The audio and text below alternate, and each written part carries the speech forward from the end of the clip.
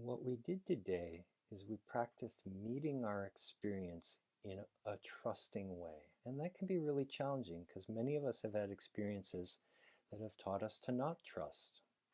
Well, how do we rebuild trust? And what are the implications of doing so? Um, we rebuild trust really slowly, and that doesn't mean that we're going to put ourselves in harm's way. If something terrible happened to us, we don't want to, put ourselves in a dangerous situation or to trust too much too soon. But we do want to build in trust, and we do that by trusting a little bit here and there. We trust ourselves a little bit more than maybe we did the moment before. We trust our environment and our circumstances a little bit more.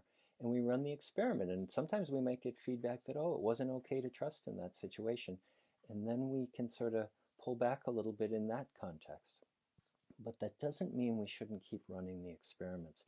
It's really important because it creates a field around us in both our personal and professional lives for how we engage with others. The person that comes into the office and sort of just has a baseline of trust of people, those people start to trust that person because they feel steady and stable. The person that comes in very distrustful, if there's no good reason to be so, everyone's on guard around that person. And sometimes we are all that person. And to recognize when we're that person, um, and to see the reasons why. It might be based on our history and in that context, or it might be based on our history in a different context. But this practice of being with our own experience, learning how to trust ourselves as fully as possible. I think it was Goethe that said, trust yourself and then you will know how to live. And it's so true.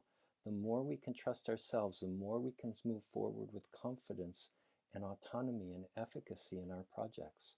So I invite you to notice how your own awareness and your own relationship to trusting yourself either translates or does not translate into your workday and into work contexts, whether you're working around people or you're working in hybrid environments or you're working entirely remotely. Begin to watch this. Oh, I sort of came in untrusting and it didn't go so well, or I came in really trusting and it didn't go so well, or it did. I think this is a really fertile ground for practice.